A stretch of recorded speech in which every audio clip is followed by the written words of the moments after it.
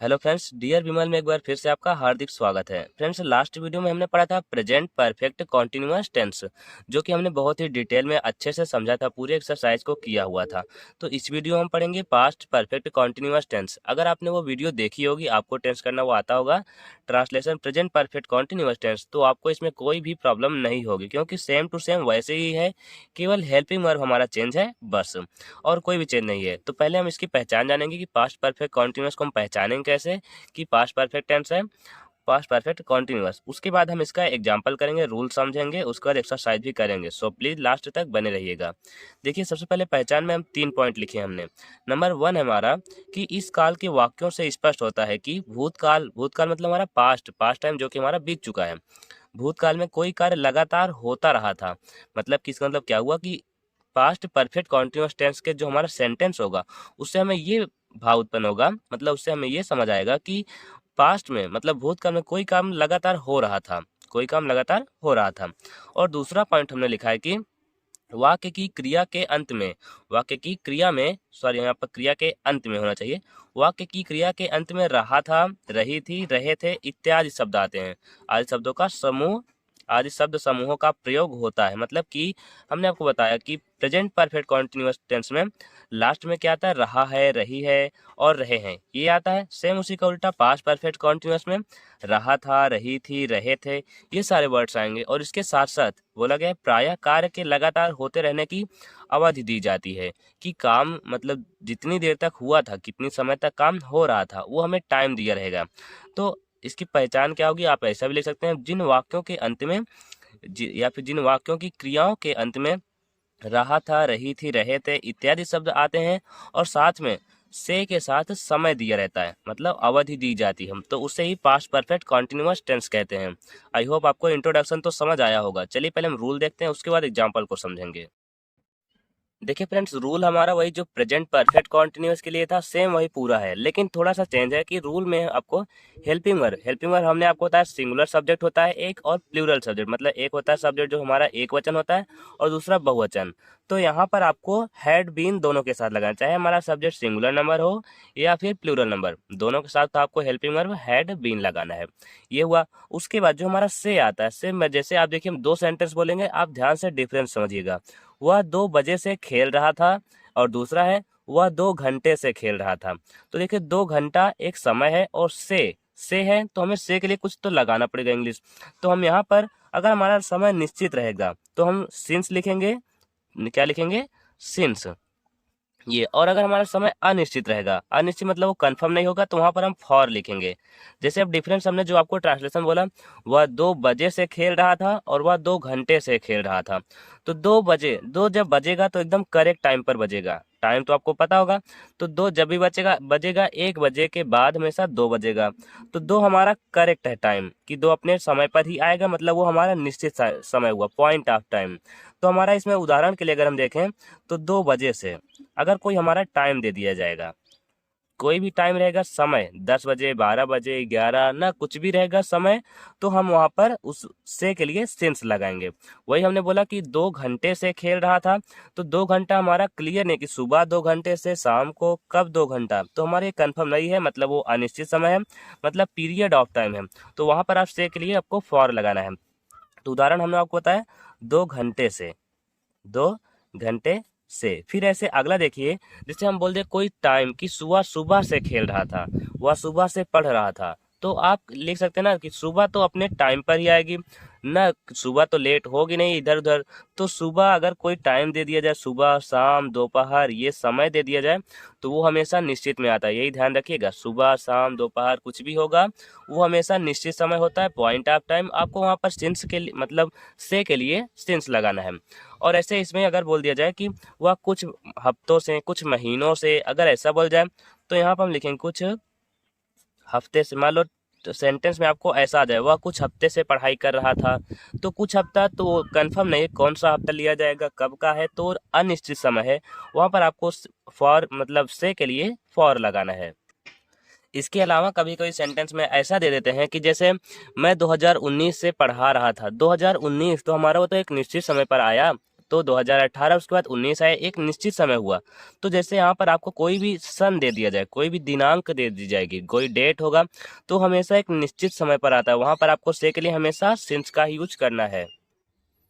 ऐसे ही कभी कभी अनिश्चित समय के लिए जैसे दे देते हैं ट्रांसलेशन में कि वह काफी लंबे समय से प्रतीक्षा कर रहा था, तो काफी लंबे या काफी देर से, तो ये एक निश्चित समय नहीं, कब से, कितना, कोई निश्चित समय नहीं, 1 घंटे की 2 घंटे, कब से, वो अनिश्चित समय है, पीरियड ऑफ टाइम। आपको वहां पर से के लिए फॉर लगाना है, मतलब जैसे यहाँ पर दे दिया जाए कुछ या काफी, लिखिए काफी देर से, या काफी देर से, या लंबे समय से, देर से या फिर लंबे समय से। तो अब तक तो आप समझ गए होंगे कि हमको कहाँ पर सिंस का यूज करना है और कहाँ पर फॉर का यूज करना है। चलिए हम पहले एग्जांपल देखते हैं, फिर एक्सरसाइज को सॉल्व करेंगे। देखिए फ्रेंड्स, रूल हमारा वही जो प्रेजेंट परफेक्ट कॉन्टिन्यूअस के लिए था, सेम वही पूरा है, लेकिन थोड़ा सा चेंज है कि रूल में आपको हेल्पिंग वर्ब हमने आपको बताया सिंगुलर सब्जेक्ट होता है एक, और प्लूरल सब्जेक्ट, मतलब एक होता है सब्जेक्ट जो हमारा एक वचन होता है और दूसरा बहुवचन। तो यहाँ पर आपको हैड बीन दोनों के साथ लगाना, चाहे हमारा सब्जेक्ट सिंगुलर नंबर हो या फिर प्लूरल नंबर, दोनों के साथ तो आपको हेल्पिंग वर्ब हैड बीन लगाना है। ये हुआ। उसके बाद जो हमारा से आता है, से में जैसे आप देखिए हम 2 सेंटेंस बोलेंगे, आप ध्यान से डिफरेंस समझिएगा।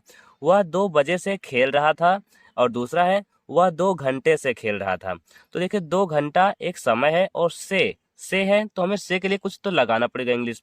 तो हम यहाँ पर अगर हमारा समय निश्चित रहेगा तो हम सिंस लिखेंगे, क्या लिखेंगे, सिंस ये। और अगर हमारा समय अनिश्चित रहेगा, अनिश्चित मतलब वो कंफर्म नहीं होगा, तो वहां पर हम फॉर लिखेंगे। जैसे अब डिफरेंस हमने जो आपको ट्रांसलेशन बोला, वह 2 बजे से खेल रहा था और वह 2 घंटे से खेल रहा था। तो 2 बजे, 2 जब बजेगा तो एकदम करेक्ट टाइम पर बजेगा, टाइम तो आपको पता होगा। तो 2 जब भी बचेगा बजेगा, 1 बजे के बाद हमेशा 2 बजेगा। तो 2 हमारा करेक्ट है टाइम, कि 2 अपने समय पर ही आएगा, मतलब वो हमारा निश्चित समय हुआ, पॉइंट ऑफ टाइम। तो हमारा इसमें उदाहरण के लिए अगर हम देखें तो 2 बजे से अगर कोई हमारा टाइम दे दिया जाएगा, कोई भी टाइम रहेगा, समय 10 बजे, 12 बजे, 11 ना, कुछ भी रहेगा समय, तो हम वहां पर उस से के लिए सिंस लगाएंगे। वही हमने बोला कि 2 घंटे से खेल रहा था, तो 2 घंटा हमारा क्लियर नहीं कि सुबह 2 घंटे से शाम को कब 2 घंटा, तो हमारे कंफर्म नहीं है, मतलब वो अनिश्चित समय है, मतलब पीरियड ऑफ टाइम है। तो वहां पर आप से के लिए आपको फॉर लगाना है। तो उदाहरण हमने आपको बताया 2 घंटे से, 2 घंटे से। फिर ऐसे अगला देखिए, जैसे हम बोल दे कोई टाइम कि सुबह सुबह से खेल रहा था, वह सुबह से पढ़ रहा था, तो आप लिख सकते हैं ना कि सुबह तो अपने टाइम पर ही आएगी ना, सुबह तो लेट होगी नहीं इधर उधर। तो सुबह अगर कोई टाइम दे दिया जाए, सुबह शाम दोपहर ये समय दे दिया जाए, तो वो हमेशा निश्चित में आता है, यही ध्यान रखिएगा। सुबह शाम दोपहर कुछ भी होगा, वो हमेशा निश्चित समय होता है, पॉइंट ऑफ टाइम। आपको वहां पर सिंस के लिए, मतलब से के लिए सिंस लगाना है। और ऐसे इसमें अगर बोल दिया जाए कि वह कुछ हफ्तों से, कुछ महीनों से, अगर ऐसा बोल जाए, तो यहाँ पर हम लिखेंगे कुछ हफ्ते से। मान लो तो सेंटेंस में आपको ऐसा आ जाए वह कुछ हफ्ते से पढ़ाई कर रहा था, तो कुछ हफ्ता तो कंफर्म नहीं है कौन सा हफ्ता लिया जाएगा, कब का है, तो अनिश्चित समय है, वहां पर आपको फॉर, मतलब से के लिए फॉर लगाना है। इसके अलावा कभी कभी सेंटेंस में ऐसा दे देते हैं कि जैसे मैं 2019 से पढ़ा रहा था, 2019 तो हमारा वो तो एक निश्चित समय पर आया, तो 2018 उसके बाद 19 आया, एक निश्चित समय हुआ। तो जैसे यहाँ पर आपको कोई भी सन दे दिया जाए, कोई भी दिनांक दे दी जाएगी, कोई डेट होगा, तो हमेशा एक निश्चित समय पर आता है, वहां पर आपको से के लिए हमेशा सिंस का यूज करना है।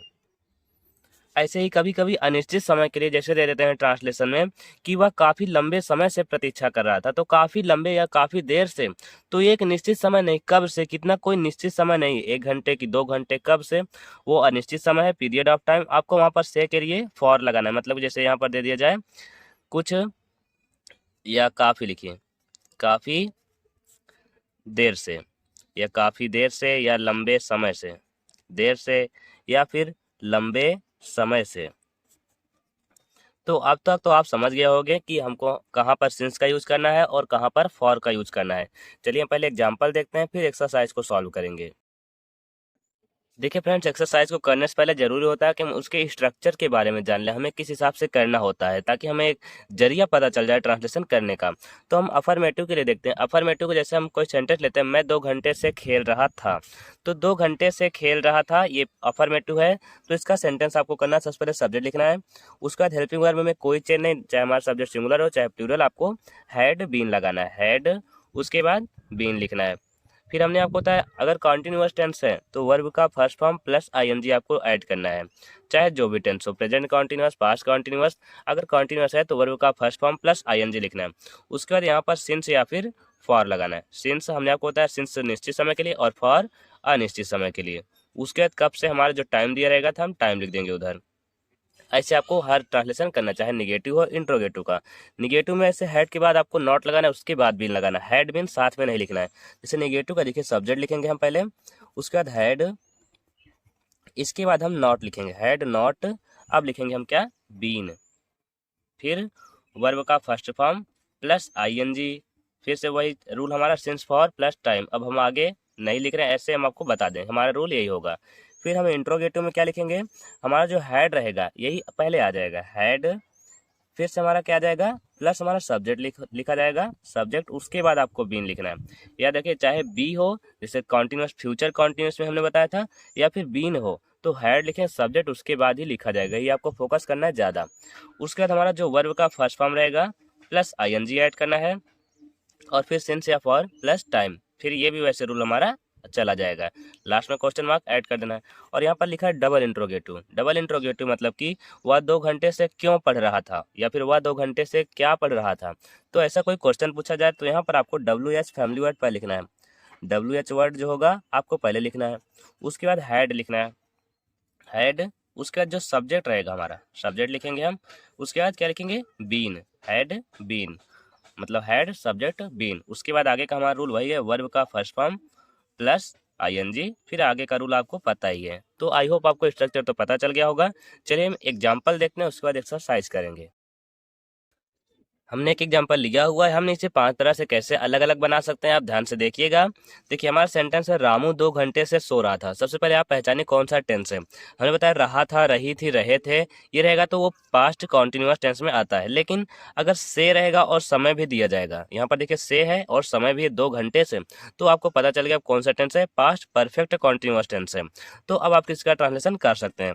तो सबसे पहले हम अफर्मेटिव बनाते हैं। सबसे पहले आपको सब्जेक्ट लिखना है अकॉर्डिंग आवर स्ट्रक्चर। तो हम यहाँ लिखेंगे पहले रामू, सब्जेक्ट हमारा है रामू, और से हमें इससे कोई मतलब नहीं, हमारा सब्जेक्ट सिंगुलर है प्लूरल, आपको हैड बीन लगा देना है, रामू हैड बीन। अब फिर हमने बताया वर्ब का फर्स्ट फॉर्म प्लस आईएनजी, सोना हमारा स्लीप, तो स्लीप में आईएनजी लगा देंगे, स्लीपिंग। फिर से हमने आपको बताया कि अगर हमारा समय निश्चित होगा सिंस लिखना है, अनिश्चित होगा तो फॉर लिखना है। 2 घंटे से, 2 घंटा कब का है, सुबह शाम, हमारा निश्चित नहीं है, तो यहाँ पर आपको क्या लिखना है, फॉर। फिर टाइम होता है, टाइम हमारा जो है 2 आवर्स, मतलब 2 घंटे फॉर 2 आवर्स। ये हो गया हमारा इंग्लिश में ट्रांसलेशन।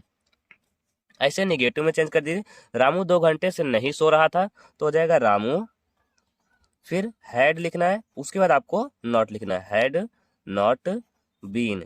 फिर से आपको वही पूरा रिपीट करते हैं, sleeping for 2 hours, for 2 hours. ऐसे सेम इंट्रोगेटिव में हो जाए, क्या रामू 2 घंटे से सो रहा था, तो हैड भाई आपको आगे लगा देना, हैड, फिर से लिखा जाएगा रामू, फिर से आपको रामू के बाद लिखना है been, been sleeping for 2 hours, for 2 hours. ऐसे इंट्रोगेटिव का देखिए डबल इंट्रोगेटिव मतलब कि कोई क्वेश्चन पूछ दिया जाए, जैसे रामू 2 घंटे से क्यों सो रहा था, तो क्यों की इंग्लिश सबसे पहले आपको लिखनी है वाई, फिर आपको हेल्पिंग वर्ब लगानी हैड, उसके बाद आपको सब्जेक्ट लिखना है रामू, फिर से बीन लिखना है, सब्जेक्ट के बाद बीन। अब भूल मत जाए नहीं तो गलत हो जाएगा, वाई हैड रामू बीन। अब स्लीपिंग, अब आप फॉर लगा दीजिए, फिर आप टाइम लिख दीजिए, फॉर 2 आवर्स, फॉर 2 आवर्स, मतलब कि हमारा इंग्लिश ट्रांसलेशन। तो इंट्रोगेटिव प्लस निगेटिव ये कैसे होगा, तो आपको जैसे आप हैड रामू नॉट बीन लिख सकते हैं, या why had Ramu not been. तो हम यहाँ लिख रहे हैं हैड रामू, क्या रामू 2 घंटे से नहीं सो रहा था, had Ramu not sleeping for 2 hours. 2 hours, ये हो गया हमारा क्वेश्चन। सॉरी, यहाँ पर क्वेश्चन मार्क इधर भी लगा दी। ये हो गया हमारा ट्रांसलेशन। तो उम्मीद है आप सबको समझ आ चुका होगा। अब हम एक्सरसाइज करवा दे रहे हैं ताकि आपको कोई भी डाउट ना रहे। तो फ्रेंड्स, एक्सरसाइज में हमारा पहला सेंटेंस है, मैं कल 2 बजे से एक पुस्तक पढ़ रहा था। तो I had been reading a book, और 2 बजे से ये एक निश्चित समय है तो हो जाएगा since 2 o'clock। I had been reading a book since 2 o'clock। Next है, तुम 2 घंटे से उपन्यास पढ़ रहे थे। तो इंग्लिश हो जाएगी, you had been reading a novel for 2 hours. क्योंकि कल 2 घंटे हमारा निश्चित नहीं अनिश्चित समय है, पीरियड ऑफ टाइम, तो वहाँ पर लिखा जाएगा फॉर 2 आवर्स। नेक्स्ट है, हम सुबह से फुटबॉल खेल रहे थे। तो इंग्लिश हो जाएगी, we had been playing football since morning. Next है, वे 1994 से दिल्ली में रह रहे थे। तो they had been living in Delhi since 1994। ऐसे ही सेम निगेटिव का देखिएगा, मैं 1 घंटे से स्नान नहीं कर रहा था।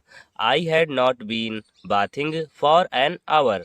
नेक्स्ट है, हम 2 बजे से हॉकी नहीं खेल रहे थे। इंग्लिश हो जाएगी, we had not been playing hockey since 2 o'clock। Next है, तुम सुबह से इतिहास नहीं पढ़ रहे थे।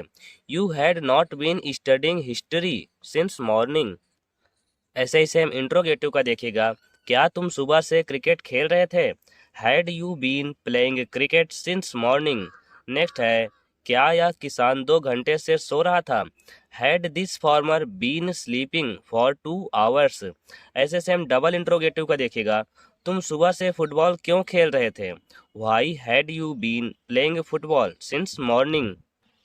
नेक्स्ट है, यह लड़की 5 मिनट से कौन सी स्टोरी या कहानी पढ़ रही थी। यह लड़की 5 मिनट से कौन सी कहानी पढ़ रही थी। इंग्लिश हो जाएगी, which story had this girl been reading for 5 minutes. ऐसे ही लास्ट सेंटेंस है, तुम्हें आधे घंटे से कौन पढ़ा रहा था। Who had been teaching you for half an hour या फॉर हाफ आवर। तो उम्मीद है कि आपको समझ आया जरूर होगा। तो अभी तक आपने चैनल को सब्सक्राइब नहीं किया, प्लीज़ सब्सक्राइब करके बेल आइकन को भी प्रेस कर दीजिएगा ताकि हमारी हर न्यू वीडियो की नोटिफिकेशन आप तक तुरंत पहुंच जाए और आप अपना अध्ययन जारी रख सकें। तो चलिए फिर मिला जाएगा नेक्स्ट वीडियो में फ्यूचर परफेक्ट कॉन्टिन्यूअस टेंस के साथ। तब तक के लिए जय हिंद, बाय बाय।